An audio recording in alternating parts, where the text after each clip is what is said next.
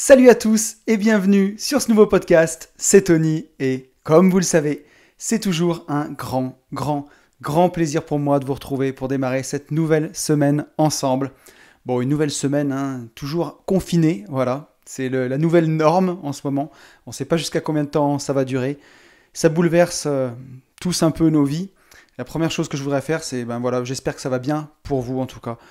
Faire juste un petit rappel là-dessus, c'est que je sais qu'il y a plusieurs personnes qui sont touchées, on en a parlé sur les réseaux, directement ou indirectement.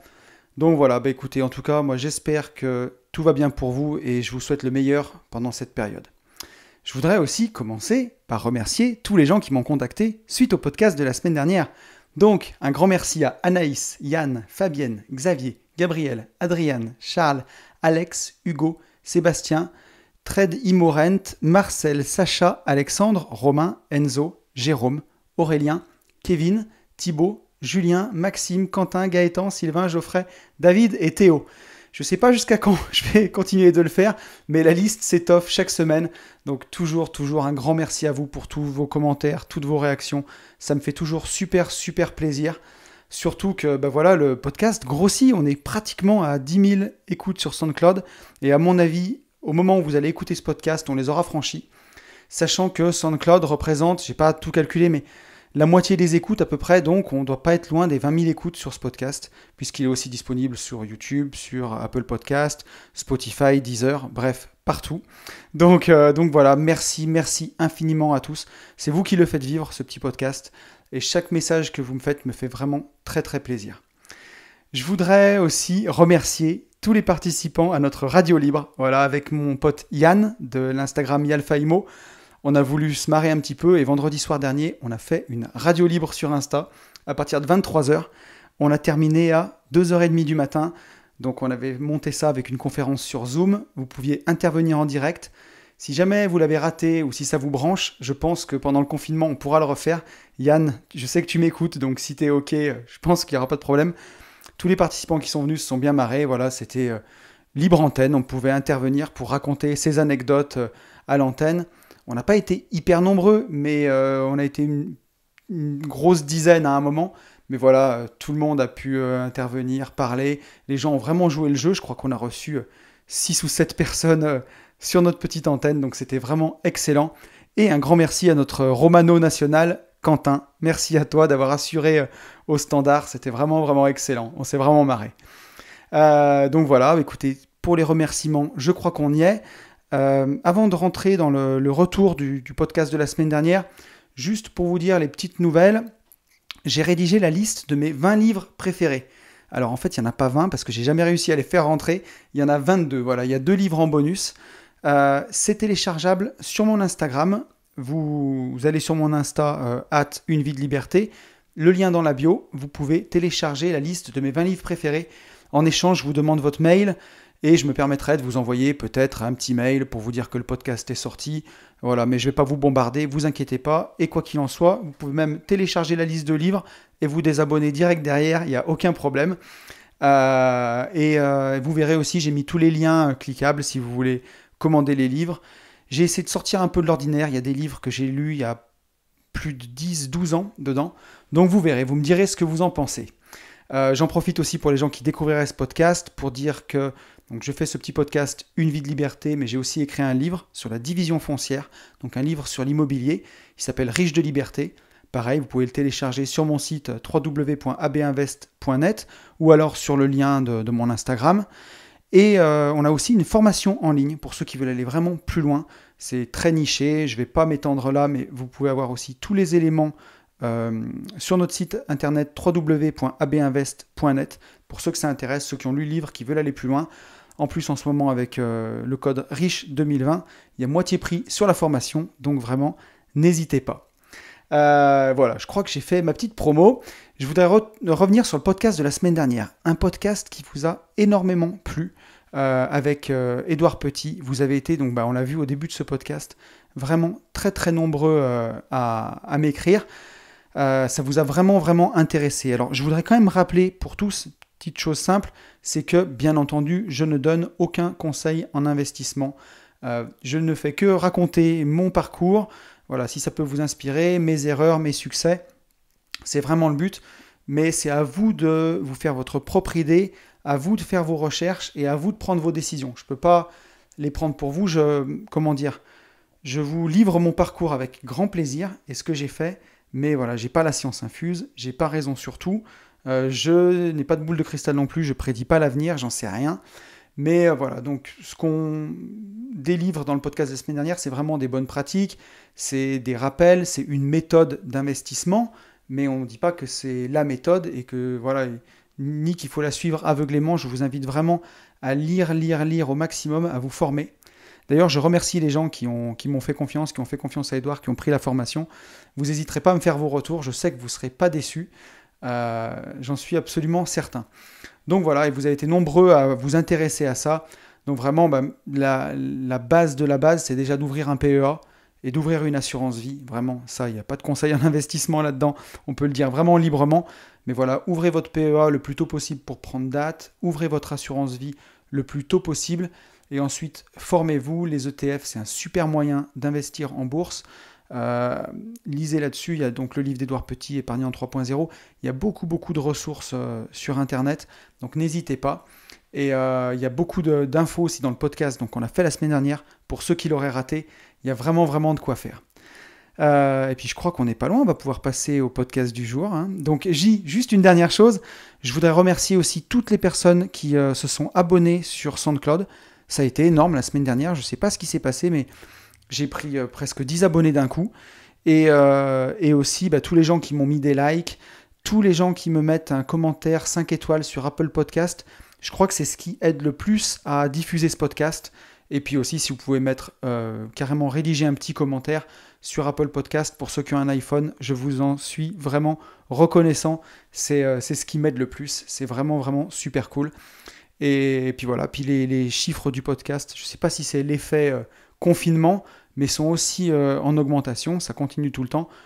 Donc c'est vraiment cool. Si le podcast vous plaît, n'hésitez pas à le partager. Je vous remercie infiniment pour tout ça et je vous propose qu'on passe au sujet du jour. Alors le sujet du jour, ça va être les mécanismes de l'appel à la peur. Alors pourquoi j'ai eu envie de parler de ça ? Parce que l'appel à la peur, il est utilisé énormément dans le marketing. On le voit, même que ce soit par exemple pour des ventes de formation en ligne ou pour vous vendre n'importe quoi, on va très souvent faire un appel à la peur. On va vous dire, voilà, si vous ne faites pas ça, il va vous arriver ça. Ça peut être utilisé par exemple dans les pubs contre le tabac. On le voit, il y a des pubs qui sont vraiment violentes. Il y a les paquets, les photos sur les paquets de cigarettes. Ça, c'est fait pour faire peur aux gens et déclencher l'arrêt du tabac par la peur. On le voit aussi dans les campagnes de prévention routière, par exemple. On fait très peur aux gens avec des accidents, des images chocs d'accidents de la route pour faire peur pour l'alcool au volant. Et ça a été utilisé dans la crise qu'on traverse en ce moment du coronavirus, où l'État essaye de faire peur aux gens dans leur stratégie d'appel à la peur pour que les gens respectent le confinement. Et on va voir que parfois ça fonctionne, parfois ça ne fonctionne pas. Qu'est-ce qui se passe quand ça fonctionne ? Qu'est-ce qui se passe quand ça ne fonctionne pas ? Et à quoi ça va nous servir, nous, dans notre vie, pour pouvoir soit, on va dire, résister un peu aux appels des sirènes marketing, voir ce qu'il y a derrière un message marketing, par exemple, ou même tout simplement pour arriver à mieux supporter, quand on peut avoir peur de quelque chose, comment résister à cette peur. J'espère que j'ai décrit le sujet vraiment de la meilleure façon que je voulais, mais c'est pas grave, vous allez voir, on va rentrer dans le sujet et on va y venir. Donc déjà, on va vraiment redémarrer sur les bases, les bases de la base. La peur, qu'est-ce que c'est ? Donc moi qui fais du théâtre, on apprend qu'il y a 5 émotions qui sont dites primaires au théâtre. Il y a la joie, la colère, la tristesse, le dégoût et la peur.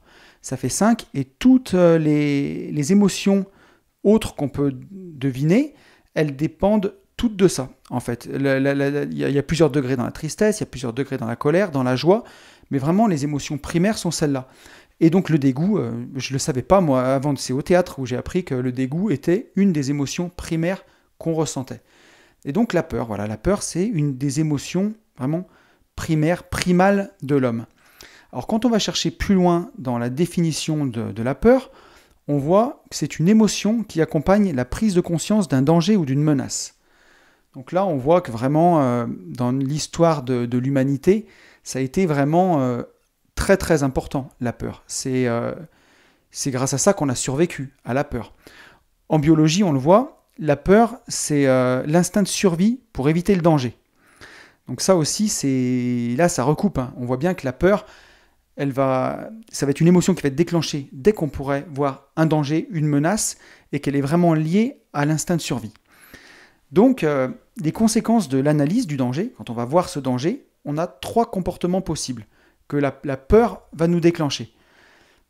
C'est 3 comportements qu'on retrouve dans le domaine animal d'ailleurs. Le premier, c'est la fuite, donc partir en courant, quoi. On peut pas mieux dire. La deuxième, c'est combattre, ou tout simplement se défendre, quoi. Se préparer au combat, ou en tout cas à se défendre. Et la dernière, c'est se figer.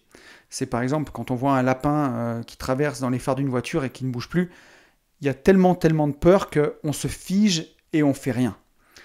Et donc on l'a vu, la peur, cette émotion-là, elle est très utilisée dans les campagnes de prévention notamment. Il faut faire suffisamment peur aux gens pour déclencher. Donc là, ce qu'on cherche, c'est un comportement de responsabilisation dans une campagne de prévention, par exemple, sur l'alcool au volant. Mais il ne faut pas faire trop peur non plus, puisque si on fait trop peur, on va déclencher des comportements qui peuvent aller complètement à l'opposé. Et ça, on va le voir tout au long de ce podcast. Il faut faire suffisamment peur dans ces campagnes de prévention pour déclencher le comportement attendu. Prenons par exemple l'alcool au volant.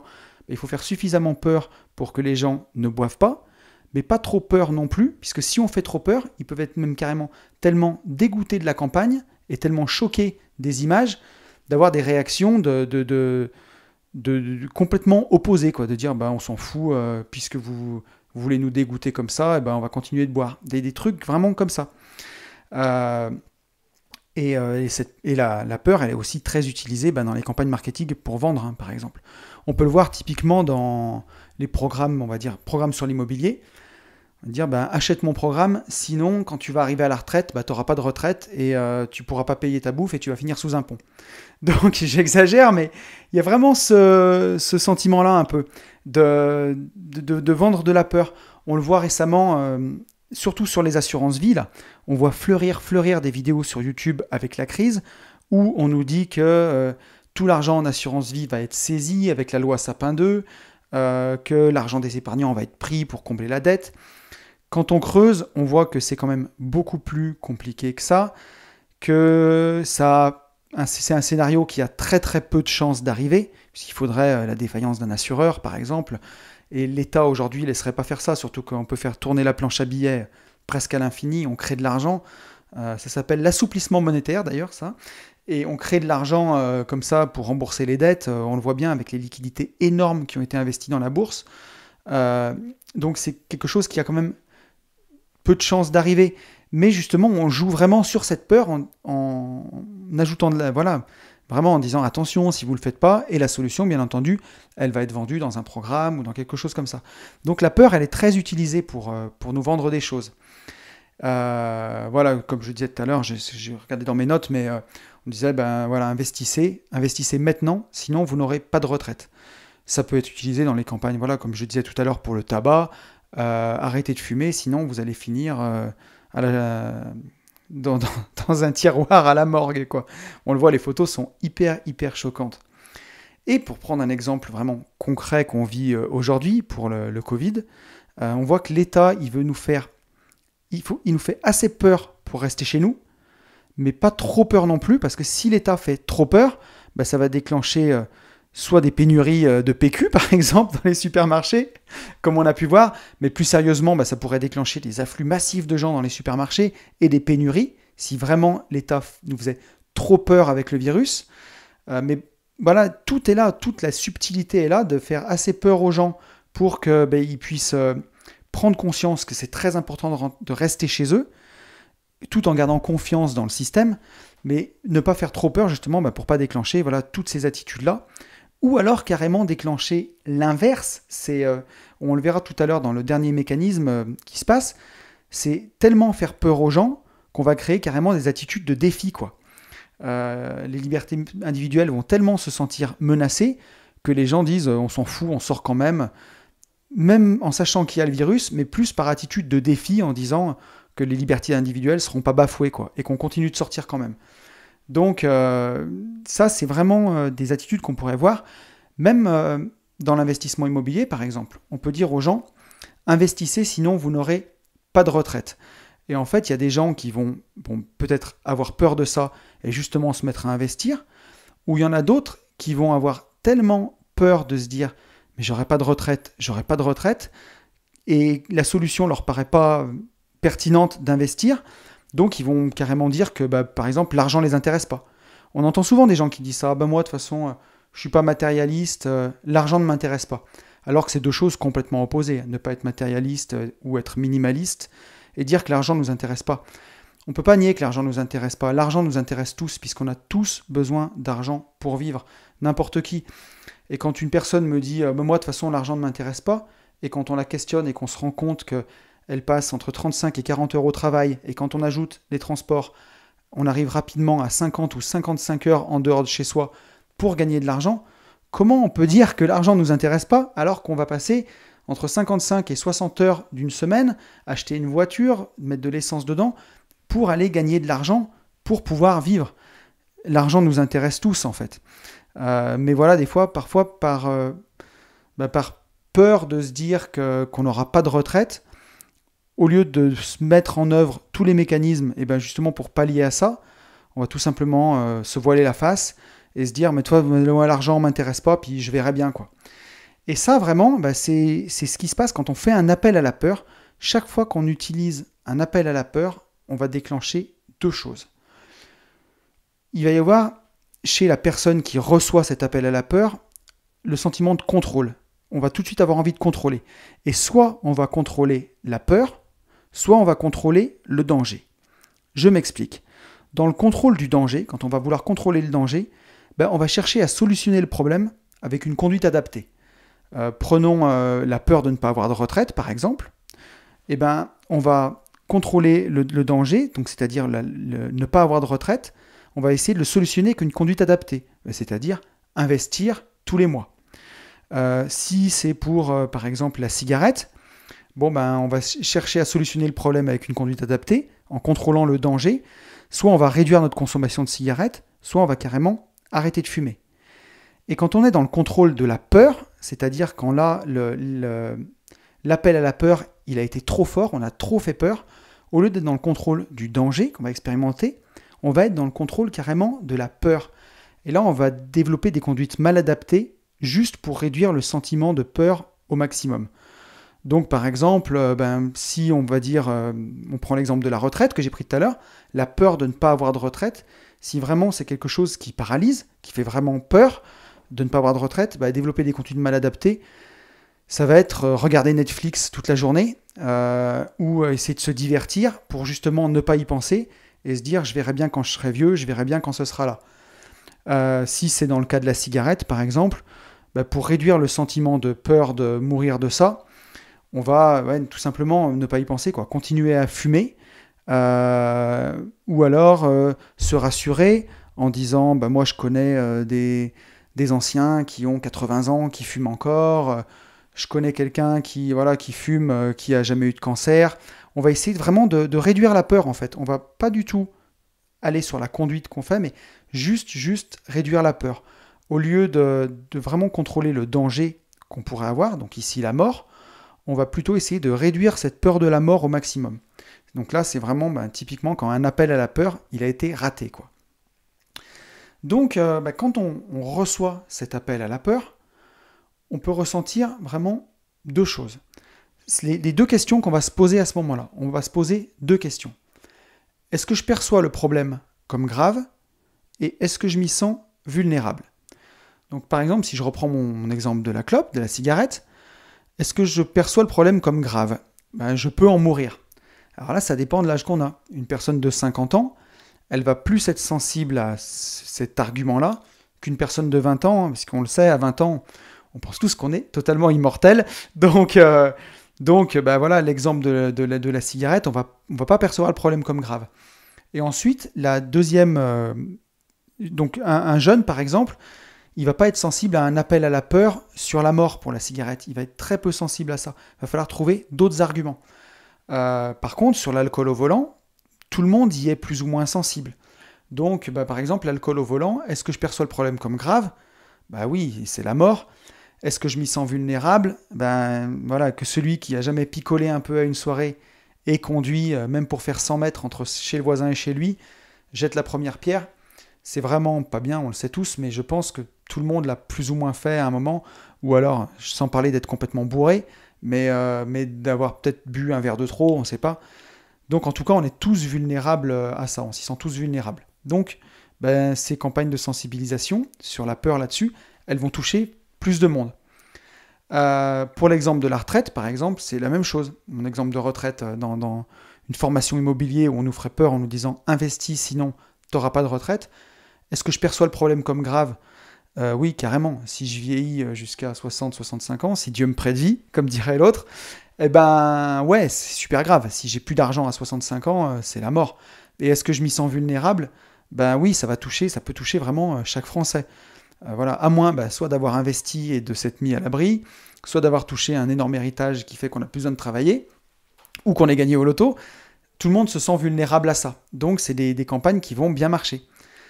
Et ensuite, donc après, là, c'est les deux premières questions qu'on peut se poser. Est-ce que je perçois le problème comme grave et est-ce que je m'y sens vulnérable?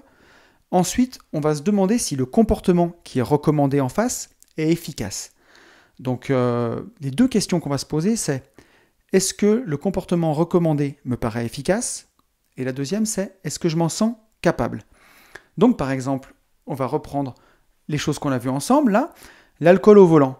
Est-ce que ne pas boire? Est-ce que le comportement recommandé me paraît efficace? Effectivement, quand on n'a pas picolé, ça me paraît bien plus simple de conduire droit.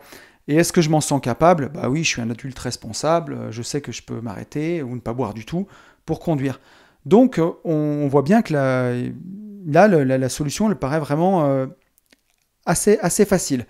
Sur la cigarette, par exemple, arrêter de fumer, est-ce que le comportement recommandé me paraît efficace? Oui, carrément. Est-ce que je m'en sens capable?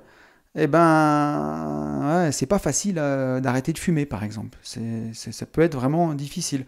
Donc, ça va dépendre des gens. Il y a des gens qui auront peut-être plus de volonté ou de facilité à arrêter. D'autres pour qui ça sera carrément mission impossible.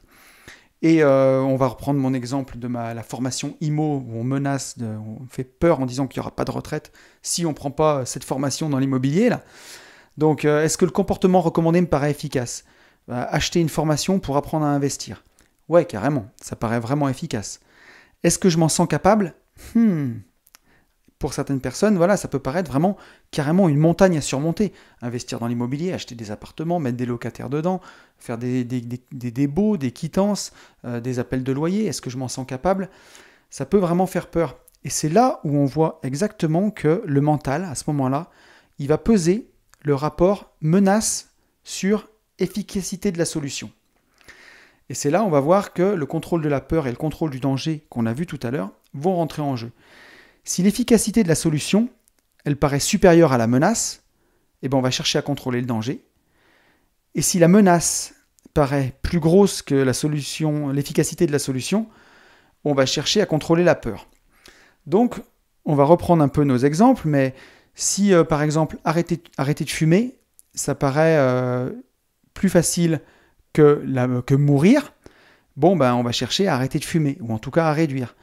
Mais si mourir, ça paraît moins grave que la douleur qu'on va ressentir en arrêtant de fumer et les angoisses que ça peut faire sortir et le manque, la sensation de manque, là on va chercher à contrôler notre peur au lieu de contrôler le danger.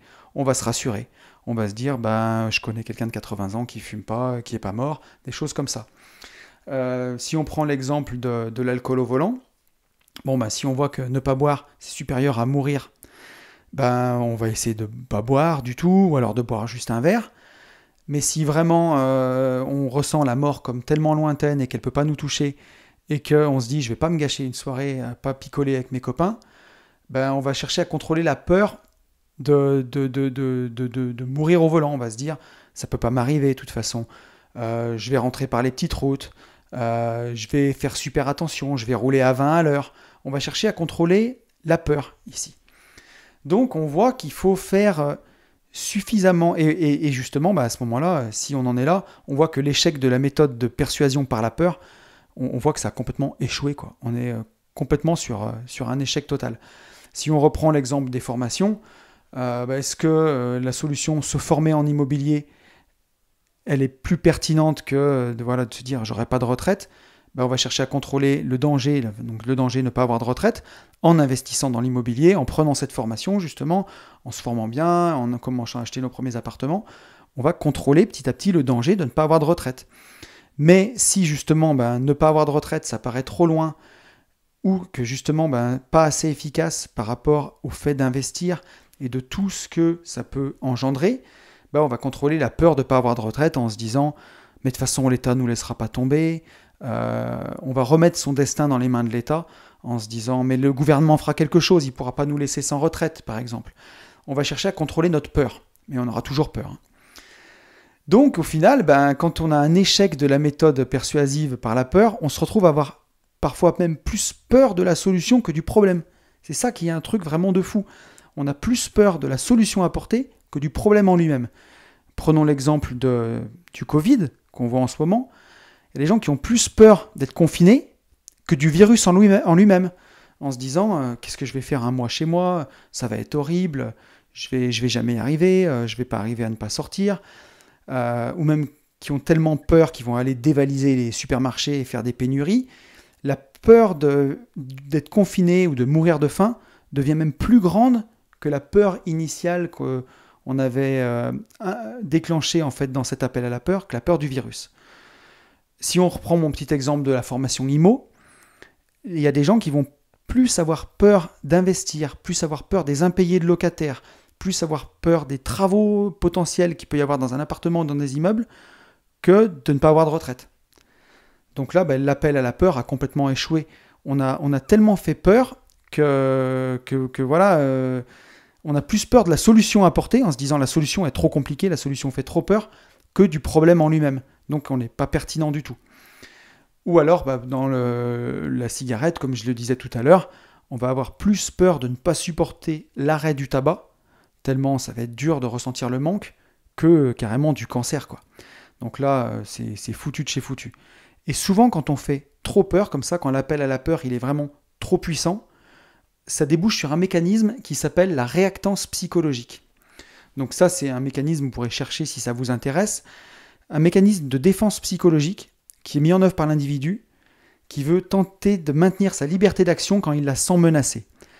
Typiquement, dans le cas du Covid, les gens qui se sentent menacés en fait, dans leur liberté individuelle, ils vont développer ce qu'on appelle justement cette réactance psychologique. Elle est d'autant plus forte que l'appel à la peur est fort, justement, et qui réduit la liberté individuelle. Donc là, on le voit, notre président qui a parlé de guerre, on est en guerre, par exemple, plusieurs fois. Attention, je rappelle que je ne fais pas de politique, hein, dans Une vie de liberté. On parle de liberté, on ne parle pas de ça, mais en tout cas, je parle vraiment seulement du message. Mais il y a des gens à qui ça a fait tellement peur, restez chez vous, on est en guerre, ils sentent que c'est tellement fort par rapport à la menace potentielle de ce virus, dont en plus on nous a répété pendant des semaines que c'était pas plus grave qu'une grippe et que c'était que les anciens qui l'attrapaient, ils se sentent pas concernés. Là, on est vraiment la solution, elle nous paraît vraiment trop grosse par rapport à la menace. Et alors là, on développe justement cette réactance psychologique et on voit des gens qui s'en fichent, quoi, qui sortent dans la rue quand même, qui continuent de se réunir, qui se sentent vraiment pas concernés par ça du tout. Et on peut l'avoir vraiment pour n'importe quoi. Pour les pubs pour le tabac, par exemple, il y a des gens qui peuvent être tellement choqués par les images fortes qu'on montre, qu'on peut voir sur les paquets de cigarettes, par exemple, qu'en réaction à ça, tellement c'est choquant, ils vont pas se gêner pour fumer en disant « de toute façon, je m'en fous, on cherche à nous faire peur », et se mettre à fumer, même peut-être plus, quoi, par défi et n'importe où. Donc, je disais, on voit des gens qui sortent même pendant le confinement. Et dans mon exemple sur l'immobilier, c'est des gens qui vont, par exemple, arrêter de payer leurs impôts. Des investisseurs immobiliers qui vont arrêter de payer leurs impôts ou en dissimuler parce qu'on leur fait peur en leur disant, voilà, si vous ne payez pas vos impôts, il y aura des sanctions. Mais ils trouvent l'impôt tellement élevé et tellement, entre guillemets, liberticide qui décident de le payer en toute connaissance de cause, de ne pas le payer, de frauder carrément. Parce qu'ils se sentent vraiment lésés dans leur liberté individuelle. Voilà, je tiens à préciser que ce n'est qu'un exemple, hein, bien entendu. mais voilà, donc on le voit bien quand on utilise un appel à la peur, que ce soit pour des raisons sanitaires ou pour des raisons bassement mercantiles, c'est quelque chose qu'il faut doser de la bonne façon, puisque soit on peut passer complètement à côté, soit déclencher carrément des réactions disproportionnées. Donc voilà, je voulais explorer avec vous un petit peu ce mécanisme de l'appel à la peur. C'était un petit peu de circonstances, et on le voit, c'est utilisé aussi, comme je le disais, beaucoup en marketing. Donc c'est bien de le savoir pour pouvoir décrypter un peu parfois ce qu'il y a derrière ces messages, voir un peu plus loin, et voir ce qu'on essaye de déclencher comme mécanisme psychologique un peu dans notre tête. Puisque voilà, si on veut vivre une vie libre, hein, puisque c'est quand même le but de ce podcast, c'est d'essayer d'être le plus libre possible. Et être libre au final, c'est quoi ? C'est avoir le choix, quoi. Et avoir le choix, c'est pas dire oui, quand dans notre tête, en fait, au fond de nous, on pense non. C'est pas de nous faire bananer, de nous faire manipuler. Il y a des très bons programmes en immobilier, par exemple, mais voilà, il faut le prendre parce que vous en avez envie, pas parce qu'on vous a fait peur et que vous vous êtes senti obligé. J'en parlais un petit peu, je ne sais plus avec qui l'autre jour, un copain qui vend des formations, qui me disait qu'il vendait énormément de formations que des gens, des fois, parfois, n'avaient même pas ouvert, en fait. Et que ça arrivait que des gens prennent les formations peut-être parce qu'ils se sont sentis poussés dans une pub, mais qui derrière ne la font même pas. Donc voilà, il faut faire attention un petit peu avec ces choses-là. Voilà.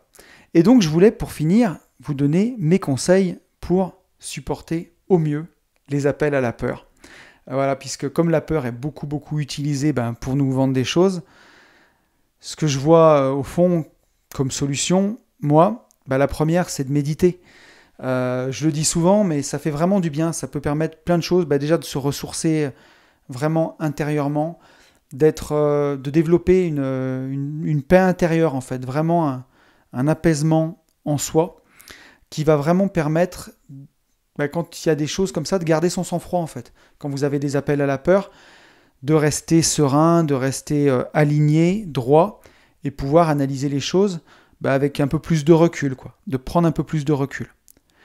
Donc voilà, vous savez que de toute façon la méditation, je ne cesserai jamais de la vanter.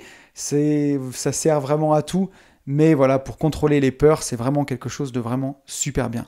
Je tenais absolument, après tous ces podcasts, à la fin, à apporter quand même des éléments pour vous aider. Voilà, pas seulement développer un peu une analyse, mais vraiment donner à la fin des éléments pour aider. Et un de ces éléments-là, c'est aussi de se former. Voilà, formez-vous à fond. S'il y a des choses qui vous font peur, justement, que vous n'êtes plus dans le contrôle du danger, mais dans le contrôle de la peur, c'est que la solution qu'on vous propose, elle ne vous paraît pas pertinente, et elle vous paraît peut-être pas pertinente à cause d'un manque de connaissances, parfois. Et vraiment, pour ça, formez-vous à fond. C'est super important. Par exemple, dans l'immobilier, si la peur d'investir vous fait plus peur que de ne pas avoir de retraite, c'est peut-être simplement parce que vous n'êtes pas assez formé. Donc ça peut être important de se former dans ce domaine-là. Donc il y a tellement de ressources gratuites pour se former maintenant. Rien que le Club des Rentiers sur Facebook, c'est une mine d'or. C'est animé par mon copain Alex. C'est incroyable ce Club des Rentiers. Vous avez vraiment tout. Il y a une communauté qui soutient. C'est vraiment super bien. Il y a le forum Devenir Rentier aussi sur Internet. Le forum de l'investisseur heureux. Super bien. C'est une ressource gratuite. Il y a plein de podcasts aussi, il y a vraiment plein de choses, et ça peut être dans ce domaine-là, mais dans plein d'autres domaines, hein. Ça peut être dans votre boulot, si vous avez peur d'une promotion, de prendre une place au-dessus, formez-vous à fond pour la place au-dessus, et vous repousserez cette peur, vous agrandirez votre zone de confort. Donc, c'est vraiment à ne pas nier, hein, ça. Je vous conseille aussi de couper votre télévision, ça je le conseille souvent, mais pour moi c'est... primordial, quoi. On le sait. À la télévision, on va essayer de vous vendre en permanence des trucs, c'est mettre une boîte à pub dans son salon. Alors on se plaint souvent qu'il y a beaucoup de pubs sur Internet, mais il n'y a pas si longtemps, je suis retombé sur la télé, puisque moi ça fait des années que j'ai plus de télé, mais en allant chez mes parents, je suis retombé sur la télé. J'étais sidéré du nombre de publicités qu'il y a et du caractère agressif, quoi. Aujourd'hui, après avoir été un peu purgé de publicité, j'y prends vraiment comme une agression, quoi. C'est horrible. Et il y a plein de pubs en plus qui font justement ces appels à la peur, là. Et la peur, la peur, la peur tout le temps. Comme vous le savez, l'opposé de la peur, c'est l'amour. Il vaut mieux se bombarder d'amour que se bombarder de peur. Donc ouais, coupez la télévision, coupez la télévision. Et surtout en plus, pendant les périodes qu'on expérimente en ce moment, celui qui passe son confinement devant BFM TV en comptant le nombre de contaminés, le nombre de morts, la propagation du virus dans tel pays ou dans telle région, il passe pas le même confinement que celui qui passe à autre chose, se forme, passe du temps avec sa famille, en profite pour lire, en profite pour faire son jardin, en profite pour redécouvrir le plaisir de cuisiner. À la fin du confinement, dans tous les cas, on ne peut rien contrôler. Mais il y en a un des deux, je vous rassure, qui sera prêt à repartir avec joie dans la vie normale, et un autre qui aura passé, qui va avoir des cernes et qui aura passé un mois de merde. On est vraiment d'accord. Donc voilà, prenez votre télé, jetez-la par la fenêtre, mettez-y un coup de batte de baseball dedans, brûlez-la, mais coupez votre télévision. Je crois que je craque. Mais ouais, non, vraiment. Enfin, c'est le meilleur conseil que je peux vous donner. Et notre petit conseil qui découle de ça, j'en ai un peu parlé, j'ai un peu spoilé, mais lâcher prise. Donc, on en parle souvent de ce terme de lâcher prise, lâcher prise, lâcher prise. C'est pas évident, mais c'est d'accepter ce que vous pouvez pas changer, en fait. Et prendre conscience de ce que vous pouvez faire. En ce moment, on peut rester chez nous. C'est la meilleure chose à faire, d'ailleurs. Et justement, lâcher prise, voilà. Se dire qu'on ne peut pas tout contrôler. Et ce qui se passe en ce moment, ça nous ramène à notre condition de mortel. Ça nous fait vraiment méditer sur le sens de la vie. Ça me fait repenser à mon podcast sur l'impermanence que j'avais enregistré au lendemain de la masterclass, le podcast qui a 15 jours. Voilà, les choses passent, les choses ne sont jamais pareilles. On ne peut pas tout contrôler, on ne peut pas tout accepter. Moi, sur le papier, j'avais une année 2020 qui était réglée, là, avec j'ai une partie de mes revenus immobiliers qui viennent de la location courte durée, et là c'est en train de s'écrouler. J'ai une partie de mes revenus qui viennent des investissements financiers, on voit bien ce qui s'est passé en bourse, mais il y a un moment, on ne peut pas tout contrôler, ça arrive, c'est comme ça, et il faut lâcher prise, c'est pas grave, c'est comme ça. Qu'est-ce que c'est un mois et demi dans une vie? C'est rien du tout, donc il faut lâcher prise là-dessus. Si on a trop peur de tout ça, on se fait des nœuds au cerveau, on se fait des nœuds au ventre pour rien du tout. Il faut accepter qu'on ne peut pas tout contrôler et vraiment let go, quoi. Let it go, comme disait la Reine des Neiges. Je continue de craquer. Lâcher prise, quoi. Et pareil, il en découle le dernier point, c'est de voir les cadeaux cachés dans chaque situation. Et ça, c'est vraiment super bien, super bien, super bien. Pour rendre à César ce qui est à César, j'ai vu ça dans une vidéo de David Laroche, mais il y a au moins déjà 5 ans. Et ça m'a permis vraiment d'évoluer, de respirer sur plein de choses, d'accepter, de voir les cadeaux cachés qu'il y a. Par exemple, prenons le confinement qu'on expérimente en ce moment. On est privé de liberté, certes, on ne peut pas sortir, il y a des pénuries de PQ, mais les cadeaux cachés qu'il y a, ils sont vraiment énormes, quoi. C'est comme une pause, en fait. C'est comme un temps mort qui compte plus. On peut passer du temps avec sa famille, on peut vraiment refaire le point sur ce qui nous plaît dans la vie, se poser des questions, réfléchir à son pourquoi, méditer, lire, retrouver une façon différente de partager du temps avec ses amis en faisant des Skype. Moi, je l'ai fait la semaine dernière, j'ai fait un apéro avec mes potes sur Skype. C'était énorme, quoi. Et c'était vraiment super marrant. Et c'est une autre façon de passer du temps avec ses copains. Donc, il y a des cadeaux cachés malgré tout là-dedans. Si on reprend un petit peu les exemples qu'on a vus dans ce podcast, il y a aussi l'arrêt du tabac, par exemple. Il y a un cadeau caché là derrière, c'est qu'on va avoir plus d'argent. On ne parle même pas de santé là, c'est un petit cadeau caché. On va avoir beaucoup plus d'argent dans son budget. On l'a vu avec le confinement, on a du temps pour soi. Pour investir, par exemple, quand on va investir, celui qui a trop peur, qui va se dire les locataires vont pas me payer, ils vont me dégrader les biens, qui prend peur là-dedans, le cadeau caché de l'investissement, c'est les rencontres qu'on va faire et la vie passionnante qu'on va avoir. Derrière ma quête d'indépendance financière et d'investissement, on ne peut pas résumer ça seulement à de l'argent pour remplacer son salaire tous les mois. Dans cette quête-là, certes, il y a eu des problèmes, certes, il y a eu des infiltrations d'eau, il y a eu des dégâts des eaux, des locataires qui n'ont parfois pas payé le loyer, il y a eu plein de contraintes. Mais à côté, en cadeau caché, dont je ne pensais même pas, il y a eu des rencontres de fous, il y a eu l'écriture d'un livre, il y a eu un séminaire organisé, il y a eu ce podcast Une vie de liberté. J'aurais jamais fait tout ça si je n'avais pas commencé à investir. Donc, à tout malheur, bonheur est bon. Il y a toujours du bon à prendre, même dans une situation qui peut faire peur ou une situation qui peut être stressante. Donc, je vous invite vraiment à chercher ces cadeaux cachés et à aller voir. C'est même amusant de les chercher presque, j'ai envie de dire. Et quand on les a découverts, on se rend compte que, dans le mot, la racine du mot crise, je crois que j'ai vu ça sur Facebook, je sais plus. En chinois, il y a le mot opportunité, je crois, à l'intérieur. Et vraiment, à chaque fois, quand on a une mentalité d'entrepreneur, chaque fois qu'on voit un problème, ça veut dire opportunité. Donc, il faut essayer de l'appliquer aussi dans sa vie. Je sais que c'est parfois plus facile à dire qu'à faire.